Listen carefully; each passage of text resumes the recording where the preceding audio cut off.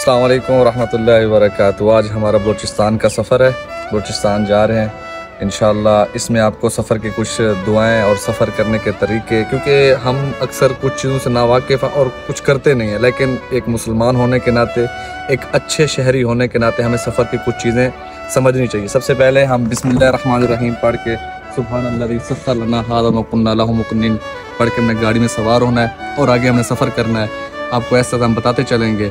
उस वक़्त आपको हमने एक दुआ बताई, सुब्हानल्लाज़ी सख़्ख़र लना हाज़ा व कुन्ना लहू मुक़रिनीन व इन्ना इला रब्बिना लमुनक़लिबून। ये दुआ थी सवारी में बैठने की। उसके बाद एक दुआ है, जो दुआ अल्लाह रब्बुल इज़्ज़त के नबी आप सल्लल्लाहु अलैहि वसल्लम ने हमें सिखाई है कि जब तुम सफ़र पे जाओ तो ये दुआ एहतमाम के साथ पढ़ो तो तुम्हारे रिज़्क़ के अंदर, पैसों के अंदर बरकत आ जाएगी।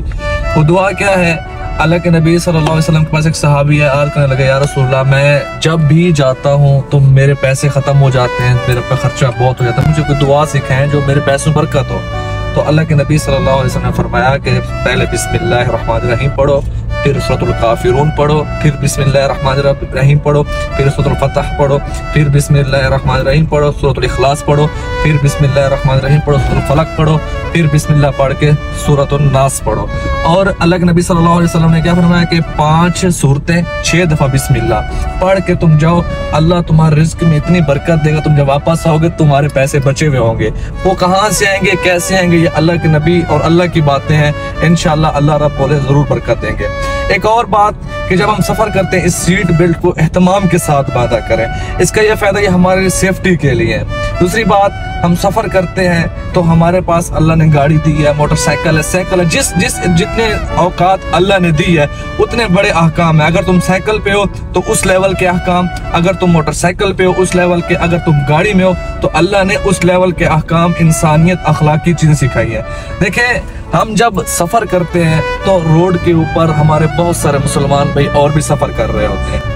पाकिस्तान के रोड है इतने अच्छे नहीं है, कहीं खड्डा है, कहीं कीचड़ है, कहीं पानी है, बारिश आ गई या कहीं धूल मट्टी है तो मोटरसाइकिल वाले सफ़र कर रहे होते हैं, पैदल सफ़र कर रहे होते हैं। तो मेरे अजीज़ों, जब तुम गाड़ी में ऐसे रोड पे सफ़र कर रहे हो जहाँ धूल मट्टी हो, हमेशा इस बात का ज़रूर ख्याल किया करें कि गाड़ी को वहाँ ऐसा गुजारें कि किसी मुसलमान को तकलीफ ना हो, किसी के मुसलमान के चेहरे पर मट्टी ना जाए, क्योंकि अल्लाह ने लक़द खलक़नल इंसान फ़ी अहसन तक़वीम, अल्लाह ने इंसान को बहुत खूबसूरत पैदा किया है। और ये छोटी छोटी चीज़ें हैं जिनकी वजह से अल्लाह कौमों को तरक्की देता है, जिनकी वजह से अल्लाह कौमों को जलील करता है। आप आज अमेरिका, यूरोप चले जाएं, मैं मानता हूँ वो कलमा गो नहीं है, इस बात में कोई शक नहीं, लेकिन उनके अंदर इंसानियत है। वो अपने पैदल चलने वाले या आगे गाड़ी वाला या पीछे गाड़ी चलाने वाला, उसका बहुत ख्याल करते हैं। किसी के साथ वो मिसबिहेव, ड्राइविंग के अंदर मिस ड्राइविंग नहीं करते, दूसरे को तकलीफ नहीं देते, दूसरे के लिए राहत का जरिया ढूंढते हैं। अल्लाह माफ करे, यहाँ हम अगर जा रहे हैं तो किसी तरफ से रक्षा आ रहा है, किसी तरफ से रेड़ा आ रहा है, किस तरफ से क्या, थोड़ी सी बात हो जाए तो गालियां देते हैं, इशारे करते हैं। यार ऐसा ना करें। अगर किसी मुसलमान को तकलीफ आ जाए हम बर्दाश्त करें। और हमारी एक अखलाकी एक और जिम्मेदारी है, जब हम ड्राइविंग कर रहे हो तो अगर कोई हमारा भाई आगे से आ रहा हो या भाई हमें क्रॉस करना चाहता हो तो हम सब्र कर लें, ब्रेक करें, उसको रास्ता भाई आप चले जाएं। या कभी कभार बुजुर्ग आ जाते हैं, बुजुर्ग ड्राइविंग कर रहे होते हैं, तो यार जब अगर बुजुर्ग सामने आ जाए, उसने क्रॉस करना है, आगे मुड़ना है, तो आप ब्रेक लगा लें, उन्हें जाने दें। अगर हम इन छोटी छोटी चीजों का ख्याल रखेंगे, एक तो अल्लाह हमारे इन नेकियों को सदका करके लिखता रहेगा, दूसरा अल्लाह रब्बुल इज़्ज़त हमें तरक्की देगा। कि देखो कैसे एक मुसलमान की शान ही यही है कि दूसरे के साथ राहत वाला मामला करे।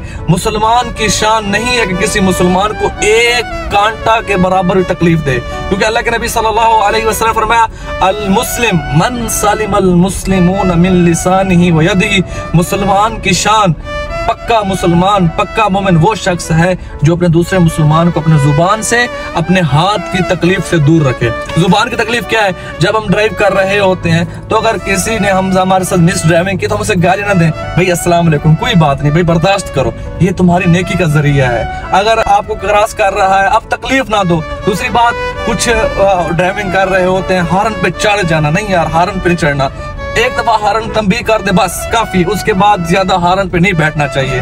किसी मुसलमान को हमें तकलीफ से बचना है।